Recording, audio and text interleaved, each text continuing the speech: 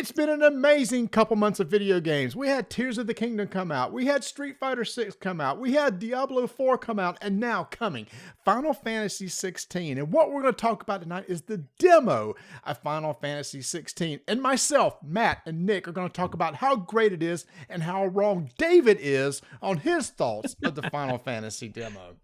You're not gonna I have great thoughts. I have great thoughts as well, but I have some thoughts other than great.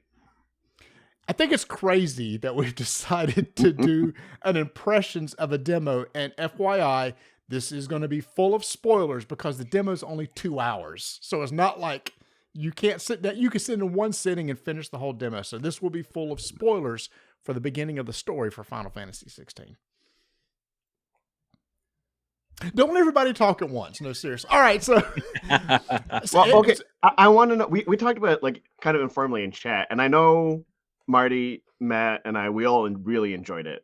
And David has some reservations, so I think we should start with David because it's going to be a love fest from the rest of us. I think. Well, first of all, I love it. I really enjoyed it. And I've played. I think correct me if I'm wrong. I'm the only one of the three of us that actually played the second part as well, right? Yeah, and let's be clear. Let's get this behind us, okay? The demo has 2 parts. The story demo is split up into 2 separate. I mean, it's all one prologue, but it is kind of 2 parts.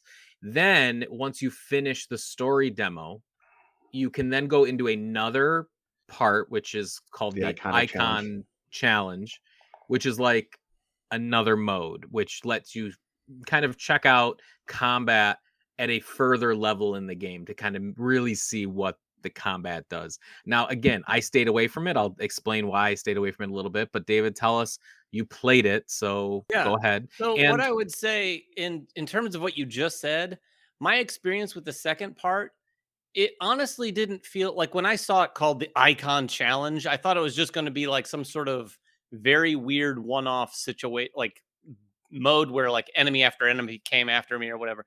Yeah. It isn't. It felt basically just like more of the demo. However, I think it took place. There was a jump from the beginning part to it.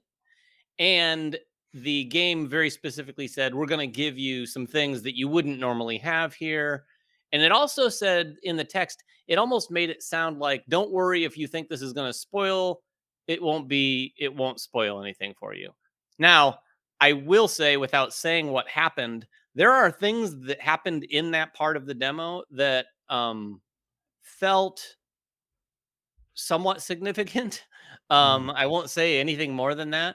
But it did give you a taste of the fighting a little bit more. And you're basically going through, like a castle type structure, fighting, a bunch of grunt type soldiers and things like that. So to share, back to Nick's point, my experience, I enjoyed it at first. It's gorgeous. It's amazing looking. The production is sort of out of this world in terms of the seamlessness of the cinematics and the gameplay and everything. The combat is where I have a slight reservation because at least in this demo, the lock-on button, this is a little nitpick, maybe it's really a justified criticism. The lock-on is like default to L1, and then I couldn't for the life of me figure out how to switch between locked-on characters. In most games that I've played, it is a flick of one of the sticks. Yeah, it's right 3, Yeah, and this one, it's correct me if I'm wrong, Nick, it's not a flick of it. You actually press it, Yeah, right? you have to press it, right, exactly. And I was trying to move the left stick, like when I had lock on, which is intuitive, right? You're like, then doing it with your other thumb, right? That was one of my nitpicks as well. Yeah, and you're not, when you press it, it's not like you have a lot of agency over what next target it's going to lock onto. And at least in my experience, the combat was so frantic that my camera was automatically just wildly going all over the place anyway. So I found that a little tricky, especially when I was in closed quarters with like 9 enemies. So then what that led to is me just kind of spamming the square button and waiting to be prompted to hit R1 to like do the super dodge thing. And in the second part of that demo, I kind of decided, you know what? I'm just going to try to do next to nothing other than just tap square over and over and over. Wait, I didn't Did you even play move. story mode or action mode? Because I never got a prompt to dodge. Like I had to do manual dodging. I played the action mode. Did you equip any of the accessories though that gave you the easier dodge? The rings. Oh, yes, I did. Oh, okay. So you basically played story mode. Oh, okay. That's how that works. Yes. Yeah, with the So action with that the might have ring affected on, your experience. For sure it did, if that's the case. But it pauses the game, and then you to let you know when to dodge. It slows down the game and let you, hey, dodge now. That's what that one ring does. If that's in the final game, that is a giant cheat mode. Well, Because sure, I mean, yes. it is. I think those, and if those rings are there, unless they were just for the demo, or if they are there in the full game, they're almost like a active time difficulty buff. Like if you are having a hard time with a certain aspect of the game, you can equip one of those to help you through it. Like that's what they're there for. You don't have to equip them. I don't know if you get any achievement if you don't use them. It doesn't matter. I didn't use them because I knew they weren't part of the core game. Like as far as just like what I'm only going to be equipping stuff that I find on the way. But those are generally assists. No problem using them. If you need to use them, use them. But yeah, they will make the game easier for sure. Yeah, I didn't use those through most of the first part of the demo, but there was a certain point late in the first part where it prompted me to say like, hey, there's these rings if you want to use them. So I actually took that prompt and went in there and equipped those rings. I didn't realize that that's what those rings had done for me. So it did make the second part pretty much. I didn't even have to try to dodge. I was just basically waiting for that, say, R1. Now, sometimes it was very quick and was a very short amount of time, but it was a split-second thing that was like, a little wind down, and you had a moment to hit R1. Yep. Well, yeah, I was more focused on, I mean, combat was like I was utilizing the dual button presses. Once you get some ability points, you upgrade your character. And in the demo, they pretty much let you upgrade the first full like circle that the upgrade tree is, which is a bunch of new abilities. You can charge up your magic, you can charge up your basic attack, you can do 2 buttons at the same time for a combo. You have your circle dash, which is like your Phoenix dash, which gets you in a little closer. Yeah, I mean, I found combat to be pretty satisfying.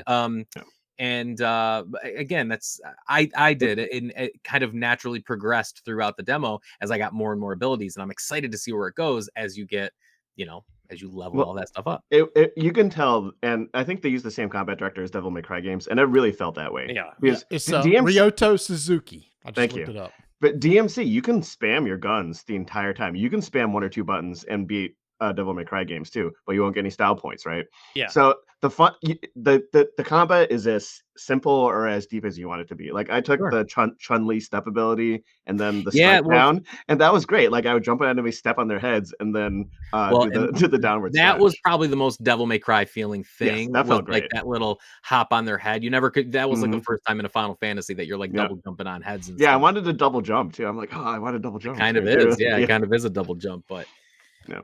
So again, it's as deep as you want it to be. I think there's a lot of depth for the people who really like that kind of thing. But I could really tell that this was from the Devil May Cry like combat director. Yeah. With all that said, I really did enjoy my time playing it. So it's good to know those things about like those rings and those things being different, because that did affect the second half, that second part of it for me. Yeah. The first part I loved. There were moments like, well, first of all, the graphics are insane. Like, Did you do graphics mode or performance mode? I did whatever Matt suggested. So I suggested to switch to performance mode. It defaults you on graphics mode. That's if you don't change a setting, you're in graphics mode, and you're probably locked at around 30 frames a second.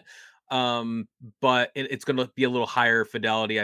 Probably runs in, it's supposed to look a lot better. I didn't run it in graphics mode enough to see a difference. I kind of swapped back and it just felt so good in performance mode. I left it there. And I normally do, given most games I play, 99% of the games I play, they're in performance mode. Honestly, the only reason I would ever be in a graphics mode is if the option wasn't there and they just put me at whatever they want to. But if the option's there, usually I'm choosing that 60 frames over anything else. But I had read or heard somewhere that actually the performance mode had some issues and that you could do graphics mode and it would be fine. I did graphics mode and it felt fine at like 30, 40 frames. And that's kind of how I felt for, again, 5-10 minutes I played it in graphics mode. And I was like, nah, I kind of went back. I see his complaint, and I read that, was that it couldn't hold a steady 60. But for me, even like being close to 60, even if it dropped a little but then stayed at 60, like that still felt better to me than, you know, the latter. So performance is where I'm going to be. I might try the demo of graphics and see, but I liked it in performance. Another question: did you do English or Japanese voice? English. It was amazing. I thought it was really good. English for me. Yeah, it was good. I guess I'm the huge weeb. I guess I did. No, it's all good. Yeah. You know, it's funny. I just you know, we're watching Steins Gate right now, and I don't know if you've ever seen that anime, but I started watching it in English and I just switched to Japanese. It's so much better. Like I can actually handle it now. So anyways, but I did think the English voice in the Final Fantasy was really good. Kind of coming back, we got David's thoughts on it. The next thoughts I want to hear, I actually want to hear from Marty, because Nick and I both have a pretty vast. See my posters. Yeah, we both have. I was going to bring my action figures around, but I didn't. A pretty vast history of playing Final Fantasy. Marty kind of is coming into this not a novice, but at the same time, novice. Okay, so, this really, is Marty? This is the first. This demo is the first Final Fantasy game I've ever played. So there we go. So now let's hear from Marty playing his first Final Fantasy game. Let me explain why. So when these first started coming out on the Nintendo, Super Nintendo, I was very much into arcadey sports and action stuff. I just wasn't into RPGs. They really took off when the PlayStation came out. I never owned a PlayStation. So there was like a whole line of Final Fantasies that I just totally missed. In the past 5 years, I've been getting back more into the classic JRPGs and going back and playing them. So yes, this is the first one. Now I did today. Yesterday, I finally got the Pixel Remaster Final Fantasy 1 through 6. Get it? Yeah, I got that too. And at lunch, I cranked up Final Fantasy 6 and playing it for the first time. Nice. 6 is incredible. I had no idea the combat was like that. I was like, what is going on? There's a timer. I was like, I thought it was strictly turn-based. That's your active time battle system. Luckily, there's an option to go to wait mode. So when a bar fills up, it pauses the action, so you can pick your next action. And then shut up to me. Yeah, there's the Final Fantasy strategy guide. All right, so I'm sorry. So yes, all this is new to me, and I hate that because I was talking to my son, and you guys would know too. There's these Easter eggs. There's names or people or characters or motifs in music that I just don't pick up on. And I hate that. I'm missing that nostalgia bait that's going to come up from music and so many stuff. Musical cues. And I know you guys are really into music, so you would pick up on them. But the guy who made music, Soken, the composer, sorry, that's the word I was looking for. He tied a lot of themes in from his previous work. So if you've played other Final Fantasy games, especially, oh no, he lost Nick. He was going to say Final Fantasy 14. Oh no, he dropped. So Marty, I'll pick that up. I will say, Marty, knowing how much you love music and you're so musical, the subtlety of the hints of some of what you hear in this game, it's super subtle. Like it's super subtle. Like you could barely hear it, and you're like, oh my gosh, that is the such and such theme, or just that, or even the little. You froze for a minute. You're there, just so Nick. Excited you broke the internet. I was just carrying on what you were saying, Nick, because I thought the thing is so amazing is that this music is so with such subtle hints of some of those prior compositions.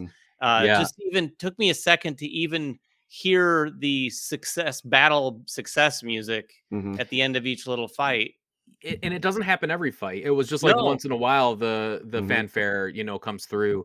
But what was, and yes to all of that. The music's phenomenal, and the for Final Fantasy fans, hearing those little notes, hearing I think it was maybe in one of the bigger battles or just one of the over themes, like the beginning opening piano, thing was tied into a larger orchestrated piece, and it makes you feel like I'm playing Final Fantasy, and it's just this like cozy blanket that you hear that stuff and you're like, I'm not turning this off. Like this is what I'm going to be doing. And I'm jealous because I'm not going to get to experience this the way that y'all are, and I'm really Yeah. jealous of y'all's experiences. So I'll want to hear from y'all, Marty. By the way, there's this person, there's this character, there's this Well, place, there's this thing that's a reference to it, something else. I want to hear even all that that. prologue was filled with those moments. The Morble is like a classic Final Fantasy enemy, the big swamp monster with Yeah, tentacles. would you fight in the swamps? Also, the next boss is a dragoon, Dragoon. for sure, right? Like he had a lance and did a jump attack, right? Yeah, we were And talking you see about the dragoon.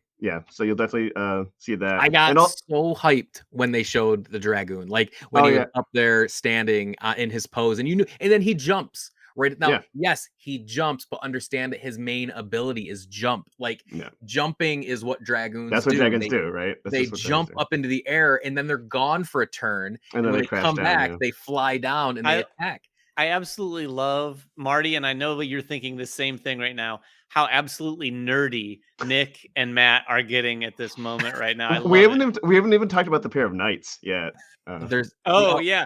Although their names, I'm with you. We Yeah. were talking earlier in the thread. Mm. I am a little surprised that they didn't have certain names, and I will say, and Nick, I'm only saying this because you said something, but I did come across a character that has a familiar name in the second part. I'm of the assuming demo. there's a Sid. I'm assuming there's a Sid. There Sid's has in to be every a Sid. game. Yeah. CID is in every single. Usually he's an airship captain, Yeah. and he'll be in it somehow. Frequently. Now, in our chat today, Nick, you said you were surprised the guards weren't named what? Wedge and Biggs. Yeah. Wedge and Biggs. Get this. I Just play start Final Fantasy VI. The They're right first there. two characters Yeah, that's you meet like two are random Wedge dudes, yeah. and Biggs. I went. They're in every There game it too. is. Yeah. There's always a pair of random dudes named Wedge and Biggs. Like, and it was originally Star Wars references, and but that's they kind paired of- the names for it. Yeah. That's kind of why I think maybe they might Wedge and Biggs or Wedge and Wedge. Biggs might pop. Like say too fast. I'm too excited, you guys. I can't even like. I word know. I it. love Come it. on, why I'm not? really excited. They might be in it later. Like they may, but that was a perfect two guards for them to be them.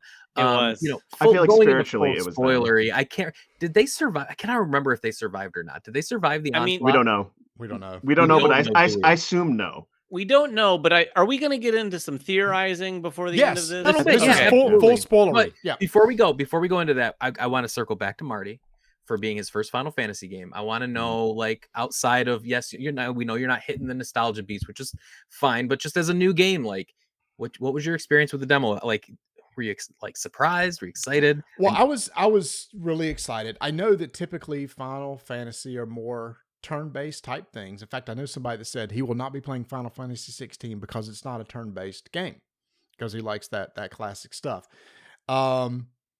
So I knew it was from the person who did Devil May Cry. So I kind of knew what kind to expect from the combat. And so I got that. What I was totally blown away by with the demo was within 2 hours, I was 100% invested in these characters and story. Mm-hmm. And I was upset I have to wait 2 weeks to see where this even goes. We're talking about spoilers. I mean, when you first meet the queen, I say there's something up with her, you know, and I have this whole feeling that this is going to be a brother story, the older brother looking after the younger brother, and then in the second part, okay, the younger brother's dead, so that's not part of the story. Or is he? Like, what Or is is he? Yeah, we don't know. What is the Phoenix known for, though? Right? In Coming back to mythology, life. That's true. Yeah, Rebirth is one of Phoenix's big things, and that's a big theme. I don't actually think Joshua's dead because I don't think so either.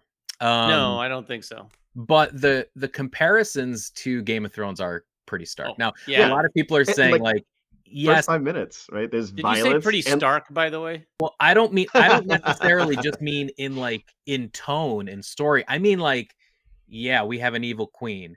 We have a Jon Snow-like character as young Clive. Yeah, you know, he has a dog, for God's sake. Yeah, he's got a younger brother. Oh my gosh. He's got a younger brother that is set to be the king. Who's right? somewhat crippled.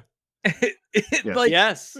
We have some comparisons. Final Fantasy Tactics was also based on the War of the Roses, and it was a better. And I'll die. I'll go to my grave saying that Final Fantasy Tactics is a better version of War of the Roses than the Song of Ice and Fire.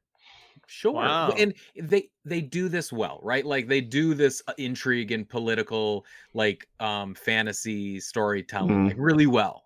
Tactics and Final Fantasy 12 was another one that I think had a really good intrigue style story with the judges and evil everything about Ivalice, the world of Ivalice, right? Like when you're in that world, you're kind of taken away with more political, plot points, but I'm like so invested. The characters were believable. These characters Yes. were acted so well, and I was instantly like part of that world. Like I am now invested in all of what these characters are. I like the main character. I didn't know if I would. You don't know.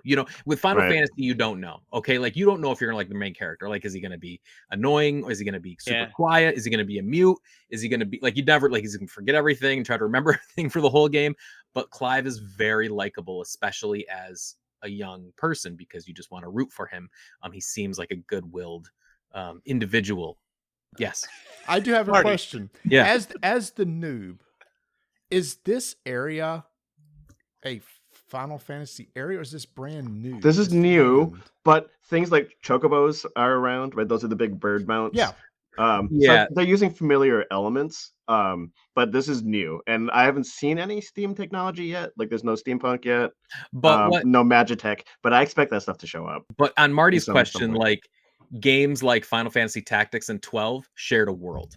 They were different stories with different characters, but they were both in Ivalice, right? Like they were both based, and then there were like some locations that were the same, even. But they don't typically, right? Not typically. Normally it's new, standalone. This is all new as well. But there's themes in every Final Fantasy, whether it be chocobos or you're gonna have the same civilization versus nature is another big one that they frequently explore. Yeah, you're gonna have Phoenix Down spells to bring people back to life. You're gonna have One thing I really like though is hitting the pad in the middle. Oh, active time lore. That is cool. That is so it's cool. like if I don't know who this person is, click. Oh, that's who that person is. I was playing it with Alicia last night. She actually started because I wanted to see whether she would take to a game like this. And she played it for a while, and then I took the controls, and then we came across that lore thing, and I'd remember you guys talking about it, so I showed it to her. We both were like, wouldn't this have been awesome to have while we were watching Game of Thrones? Yeah. Like pause and go, who's this, and how are they related to who, and this and that? Yes, it's Amazon X-Ray. Cool. Yeah. And, yeah, it's exactly like that. One other thing I wanted to say, Matt, on your point about the story, I agree. Those sorts of stories, and they've done politics and political storylines really well in the past. Something about this, and I think it's the voice acting, and I think it's also their approach. It's a slightly more accessible storyline than I've felt some past ones have had on that political front. Yeah. In this short demo, I was able to follow along and get the sense, okay, there's these guys, and then even the introduction of what are they called? The dominants? Dominance. Yeah. You through just one scene, you got the sense, oh, okay, so there are people who are these dominants. They transform, because I assume that big burly guy is the guy that we see later. Titan. Oh yeah, maybe probably they look like them, right? Yes, exactly. They look a little like them. Yeah, because by the end of it, we're in full spoiler territory here, by the way. I mean, it's just a demo, but at the same time, if you haven't played the demo, come back, watch the rest of this. But like at the end when Joshua's fighting, Phoenix is fighting Ifrit there. Yeah. Like that whole, from the time that he turned into Ifrit and took to fighting Phoenix, like my jaw was on the ground.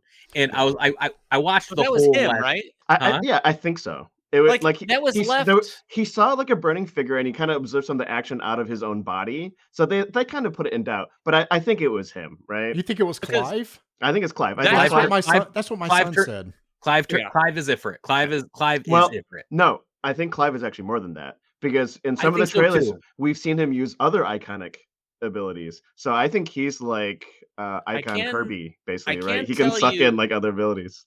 I don't want this to be too spoilery. And Too late. I said I wouldn't be this guy. Because you played the other mode. In that second mode, some of the powers it does give you, in the first part of the mode where you can use that Phoenix dash and it's all Phoenix this and Phoenix that, you get it does give you two other ones that I don't think are Phoenix based. Right. No. So there was a green one that I honestly, I didn't know what the heck was going on. Green is probably Garuda, right? Yeah, but it wasn't. It really just had some powers that you could tap into, and you could kind of like cycle through those with one of the, like I think L2 would let you cycle through them, so then you could use its power during combat. So, maybe that Icon is Kirby. I'm telling you. But I do think, like we were certain that he was Ifrit, but then they made it, I think this was at the end of that first bit, where it made it seem like he was waking up and people thought, oh, he survived, and he wasn't that. But we thought it was pretty obvious that he was that. Marty's Okay. dying to say something. If he was that, why would he attack Joshua? Yeah, No, He didn't have because control because that's the first time he turned, right? He did not know. I think he didn't know he had Ifrit inside of him. And I think the end of that caused Ifrit to come out, and he had no control over Ifrit, and Ifrit immediately started to be. And I mean, Ifrit is like, he is like chaos, right? Like, I mean, he doesn't have control, and so he just went after essentially anything, and Phoenix was a target. No, it wasn't Joshua at that point. It was just a threat to Ifrit, towards the end of it, towards the end of it, it seemed like he was having an out-of-body experience where he was talking, and it was like he didn't have any control. He was just in that shell. Yeah, and I think there's going to be some regret there. I think Clive is going to, like, say we don't know where it is. The demo ended. There's nothing after this, but if Clive believes that he killed his own brother, right? Then and that was an absolutely brutal sequence. Brutal. Like, he's like tearing off the wings, like he bit its face, like punched through. I was like, whoa. And I said this as soon as I finished it. I think I might have mentioned to Nick, or I missed it. This game earns its M rating. This is an M-rated game, and far and away it earns its M rating. There's also like a sex scene, like they're fully clothed and everything, but there's like a sex scene within like the first 5 minutes of the game. I'm like, whoa. I know. Like, I've never seen that in a Final Fantasy game before. That was before. very different. It's not a full scene. It's just when the girl jumps on the Titan guy in the hallway. She's kind of. I think it's implied that it leads into, like, it's a Fade to Black making situation. out with their bodies. They allude to But I mean, like, we don't have to get into the specifics, but it definitely, like, it was a Fade to Black situation, right? But even just that, and also when the wife, the queen, tried to kind of like seduce the husband a little bit. I'm like, well, I've never seen this in a Final Fantasy game before. Nope. No way, not even close. Like, Dragon Age maybe, right? But not this. I think that's one big thing, Marty, is that's unlike any other Final Fantasy that I've ever played. And I haven't played as many as these guys, but the other thing that you should do, Marty, when you play those old ones, know that these icons that we're all talking about, those all exist as summons in every Final Fantasy game I can think of. So there's like, you can summon Ifrit and it comes in, or Phoenix, or all these different things. That was a big. I mean, it's always been in all of them, right? Been in all of them. Like, that's the. I mean, I don't know what summons are in like 1 and 2 and 3. I don't know when they were adding summons, every Final Fantasy or they kind of hit their stride in 7, which is when they looked so awesome, and in 3D. Sure. And 6 had some great ones, but like but they're basically they've been in every one. So, and how they use summons is different in every game now, especially now. Like, they're a big part of 6 though. Like, if you play through 6, Marta, you'll see that they fought by your side in like Final Fantasy 12. And in Final Fantasy 14, you like fight them, they're in the game. They're like bosses for the online. So each one has a different use. So in this one, people embody them. They are just vessels of these icons. And it's really, I cannot wait to see what Clive has ahead. I was talking to my son about this because he played through the demo today, and he got the impression, like Nick, like you said, icon Kirby. He was like, oh yeah, he said, well, Clive's ability is that he can, from the other dominants, soak up some of their power and then use the icon powers, and that's what you experienced, David, of being able to flip between the different icons that he has within. I think we kind of saw that in the cutscene too, where Phoenix is shooting its fire breath at him as Ifrit, and he kind of like absorbs it, right? So I think we already saw that in action. Yeah, I think I almost want to take it a step further, and I'm wondering if, like, when he finds this out, that is going to be one of the main journeys of the game, is him seeking out other dominants and other people who have these powers, so that he can become more powerful for something. I don't, not in a bad way, but I'm not sure, or because I don't know if he's just gonna be we're gonna be stumbling into these powers. The thing is that, like, when we see him in the present, he's a slave, right? He's a soldier, and he's got like the slave markings on him. Oh yeah. By the way, speaking of that, was that so? In the flashback, when he met that sort of guy with the apple container, was that guy? That guy was a slave. So he wasn't like one of the guys in the future scenes. Maybe I thought he was. He might have been one of the other soldiers, right? One of the three. I didn't know if he was actually the blonde mentor type guy, but that would have been a completely different type of character at least. But it was very interesting. But they were all like slaves who were kind of like sent to the front lines. So, and that's another thing that, you know, again, like very mature topics. Yes. So it definitely earns them rating. Yeah. As Matt said. Yeah, so it was one thing I just appreciate about the character development is it was a little touch, but the queen at the end. So we find out the queen's number one. I can't believe I thought when the king and his sons meet together in the courtyard and there's two other guards there. I said, well, this ain't gonna be good because you know those guards. I figured out the guards thing. I just didn't realize they'd lop his head off. I mean, that was like that. I gasped because I was not expecting that. The other gasp moment was the queen Ned comes Stark in. He got Ned Stark. Right? Yeah. You got Ned Stark. Yeah, you got Ned Stark. The queen comes in and she doesn't seem to be too bothered by Joshua being gone. It was like she'd always kind of cared for him and didn't care. But what surprised me is that final scene is she's walking away and she like waves her hand and the two guards slit the handmaids' throats. It's like, holy crap. I mean, basically they just said, this is not a good person. They just did a really good job of turning her heel like that. Well, and I wonder if she's a dominant too. Speaking of the queen, one little subtle thing that she did when she was first introduced, she came up and when she talked to Joshua, did anyone pick up on why she kind of put her hand up over her mouth? The father does that too. It's because you don't want people reading lips. So when the nobles communicate with each other, they cover their mouths. Oh, so I thought so they didn't want to get the kids sick. No. So you see also when his regency is talking to Clive too, and there's other people present, like he's covering his mouth. But that was a thing back in the day. You cover your mouth so no one can read your lips. What a subtle touch. The more you know. Thanks, I noticed it too, and I thought it was a cool touch as well. Yeah. So yeah, it's a killer demo. I'll say there's an interesting thing, you know, that I think they're taking a little heat for. It's worth maybe bringing up, and I did notice it throughout. But again, I don't know if it's a time period thing or whatever, but there's a little lack of representation throughout the game, and they are taking some flack for it. It's a lot of white people. You know, it is. I get it. Like Game of Thrones was the same way, but it is a fantasy game, right? Like, and we've only seen 2 hours, so I don't know, you know, where. And they addressed it. They did talk about it a little bit, and that this is, you know, I honestly don't even. I'm not sure. Nick, did you see what the responses were on any of that, or no? But I mean, I'm not surprised. Yeah, Final Fantasy games frequently have that issue. Yeah. But but they're Japanese developers. I mean, they're if they're basing a lot of stuff off their own heritage. I mean, there's mainly Japanese people that's making these games. Yeah, but they're playing into the Western fantasy though. Yeah, like this is like mostly Western kingdoms, right? Okay, sure. Okay. Yeah. Alicia also noted, because this is the first time she's ever really looked at a JRPG that I've ever been playing, because I don't play too many of them, especially the more modern ones. They're also all very sexy looking. Like, well, that's a Square thing. Square all the times, like basically, I can't even remember, like, but basically since forever, yeah, they're all like extremely sexy. They are. Like if you played FF7 Reborn, like everybody looks like a supermodel. Yes, they're all very like that one guy just looks like Charlie Sheen, like young Charlie Sheen. Yeah, well, the king looked just like, we both thought he was a dead ringer for the guy who played Sawyer in Lost. Like he looked a lot like that. Yeah. Oh, Josh. Yeah. Well, would you rather look at a lot of sexy people or a lot of ugly people? I know which one I'd rather watch. Well, I know what I'm looking at right now, Marty. Thank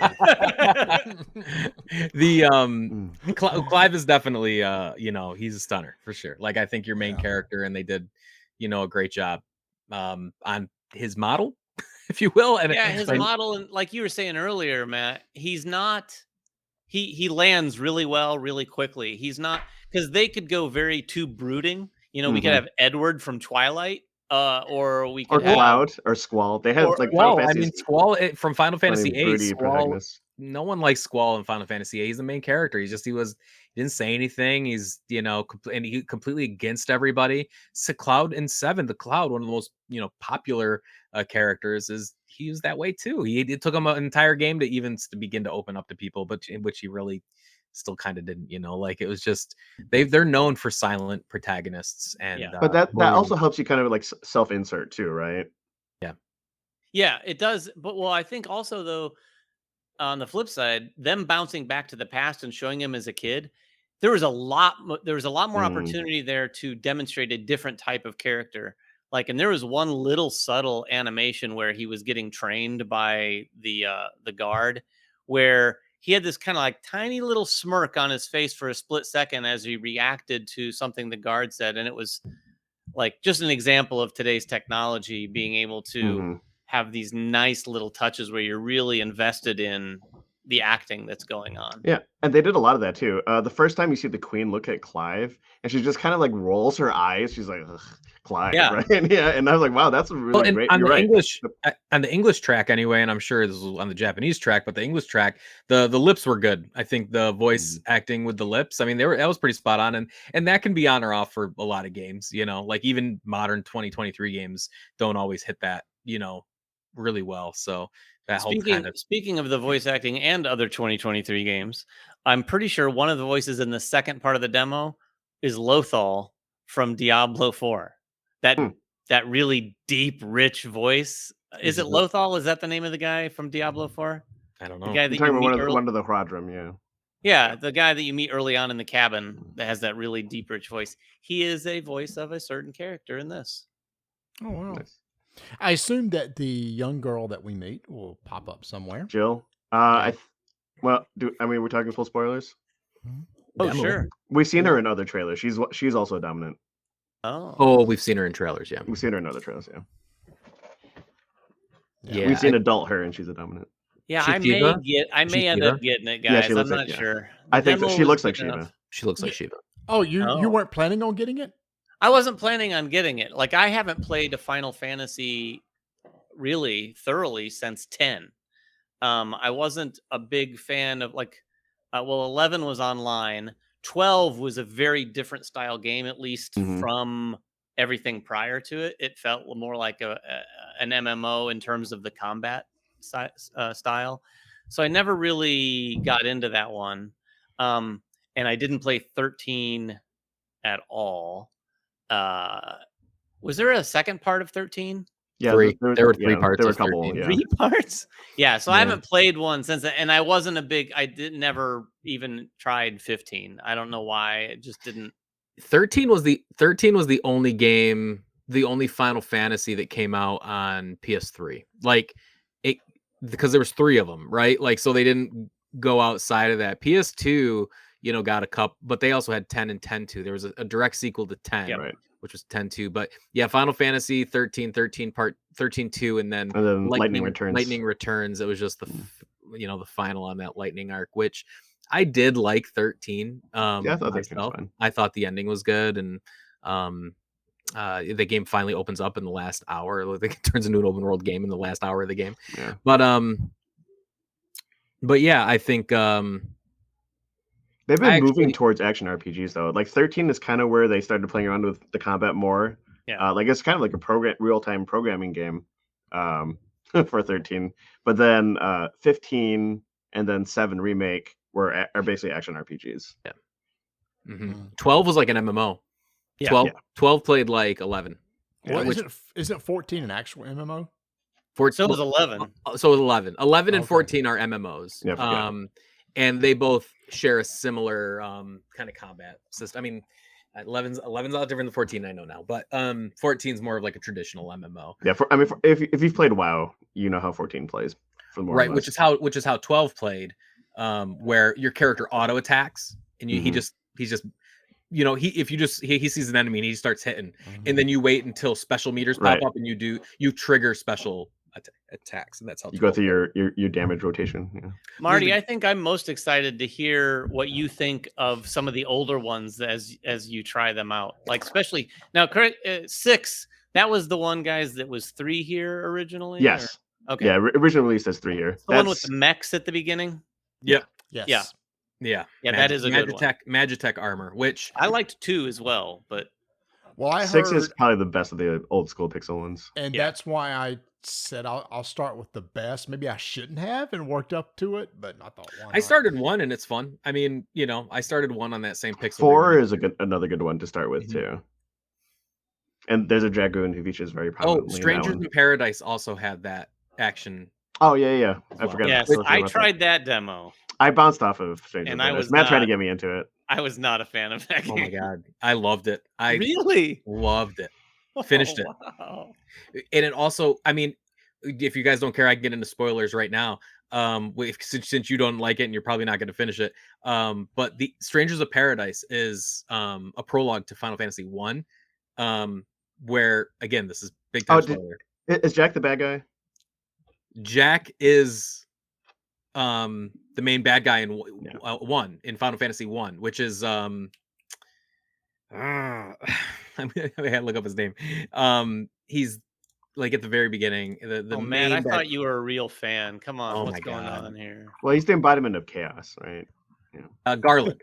Garland yes. is his name. Garland. So you play Garland is the main bad guy in 1. Stranger Paradise, you are Garland, but you don't know that until the end of the game. Like you play it, and all of your party members are like his aides.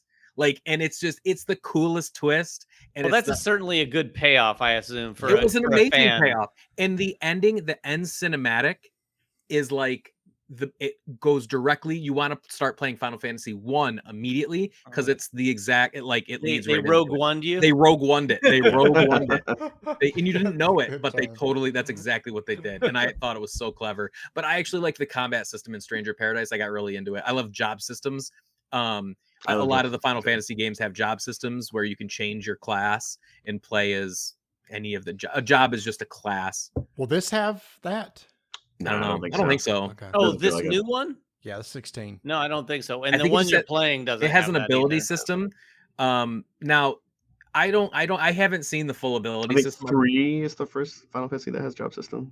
So Final Fantasy X did something cool where it was the same style big grid, and you're getting points, and you're like gridding, but you could like send that grid to a different location and turn into a black mage. Like if you wanted to send points over into black mage, and then next thing you know, you are a black mage. You're not a warrior, and you may be able to do something like that in this. I really don't know. I think they're gonna focus more on a combat warrior style stuff, but I don't know. Like we'll see. It'd be cool. Well, I mean, you do have some mage abilities. Like you can buff up the fire spells rather than the melee attacks. Stranger Paradise had some awesome jobs, like some really cool jobs, and you can swap between 2 jobs at once.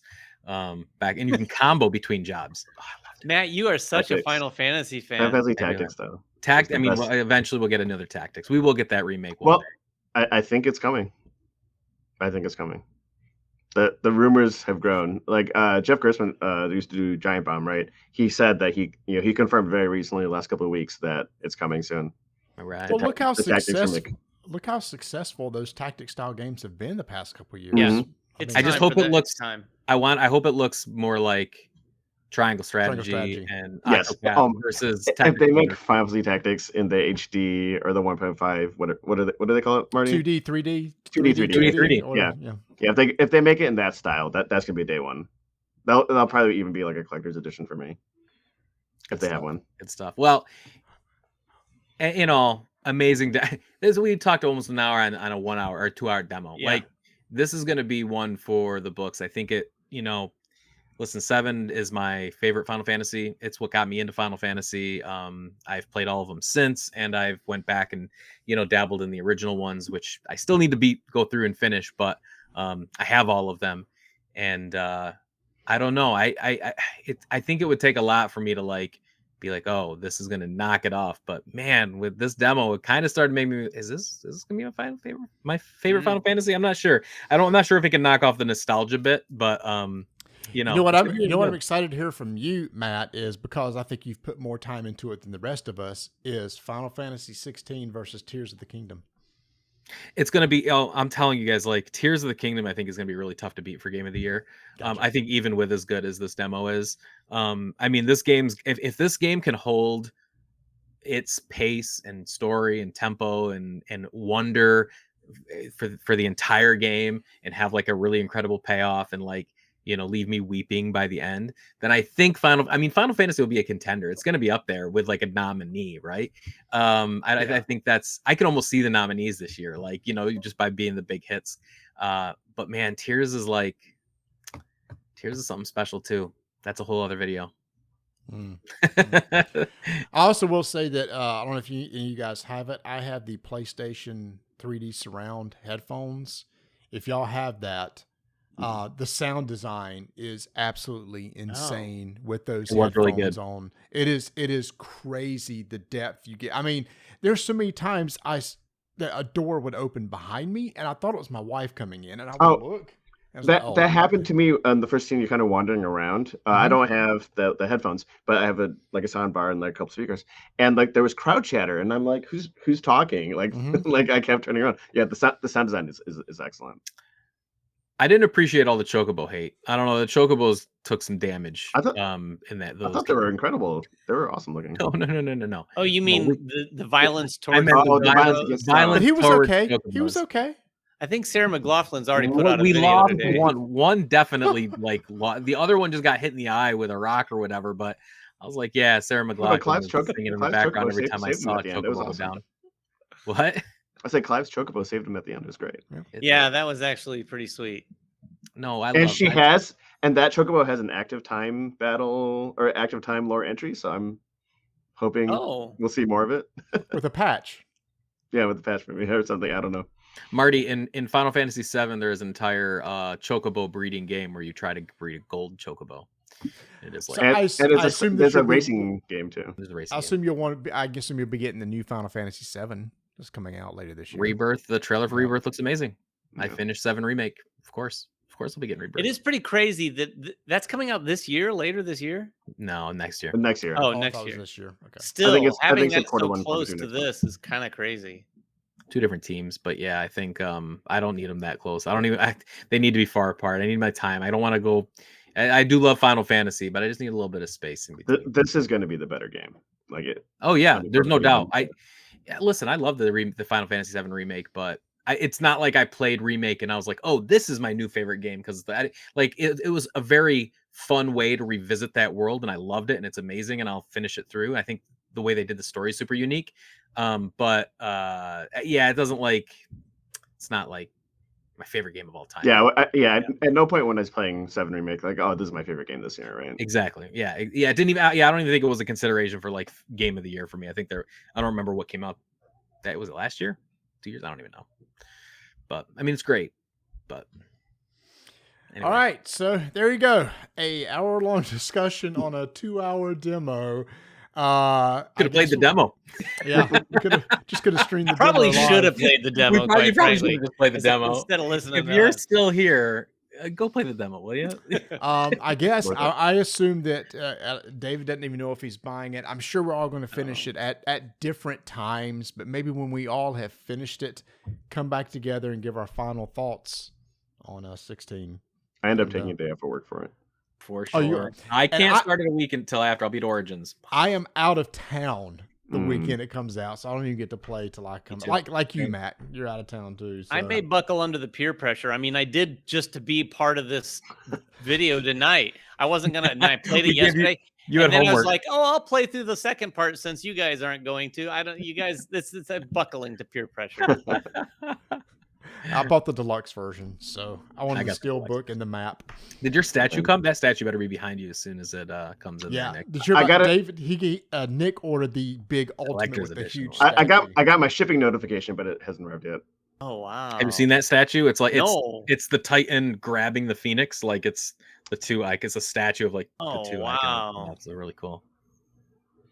I have a buddy who ordered 7 of them. So what? Why? I have one to open, 1 to keep, and then 5 to flip on eBay. And he'll make a killing. I'll have statue envy. So to wrap this up, is this it for a while? Have we run the gambit of the huge releases and we got a little bit of a gap we can play now? These games that just came out. Probably. Although I got to tell you, I was hoping that we could at least talk about the Prince of Persia Lost Crown trailer, because to we me, got to do another video. that David, is the stop. best looking. That's the Yeah. best looking game for We're me. gonna Why is it bring getting up- so much hate then? I don't understand have why it's no getting idea. ratioed. People are No, are because dumb, people are used to the new Prince of Persia games, right? Which are okay, 3D but I style. don't like those ones actually that much. We're gonna have to label this video Final Fantasy and Prince of Persia. No, we won't. We'll come talk back about and do a Prince of separate Persia. Prince of Persia video. No, it'll just be really funny because it's only the last like 30 seconds that we talk about Prince of Persia, but it's like our thoughts on both. Yeah, so I think I was going to say I can't think of any other huge game. I guess next big Baldur's one will Gate be 3 is August. Spider-Man. Starfield, Spider-Man 2. I guess that's Yeah. probably the next big ones to come out. There's a lot of good games still. It's a still good on the way. year. It's a big year for It's an sure. incredible year for games. The fact that I had to drop Jedi Survivor to play Zelda, to drop Zelda to play this Final Fantasy demo, right? In the middle of it, Street Diablo. Fighter's coming out. Street Diablo's Fighter. coming out. was Street Fighter 6. And I had just finished Resident Evil 4 Remake, which was my game of the year, like forever. That feels like 5 years ago at this point. Wow. And we still got Spider-Man. We still got Starfield. We still got a lot of other really cool indies coming out. We still got Sea of Stars coming out. I know that's like a little. I got to play that I'm demo. very excited for Sea of Stars. Play that demo, Marty. Everyone needs to play Sea of Stars with like Chrono Trigger and old RPGs. All right, I think that's it. You guys go play Final Fantasy. We're excited. Follow us on all the things. We got, Marty, where are we at? We're on Twitter. I think we're on TikTok. I don't know. All the things. I don't know. things. I don't know. Things. Thank y'all for Subscribe, coming. hit that thumbs up thing. Yeah, would you subscribe for us, will you? Bye.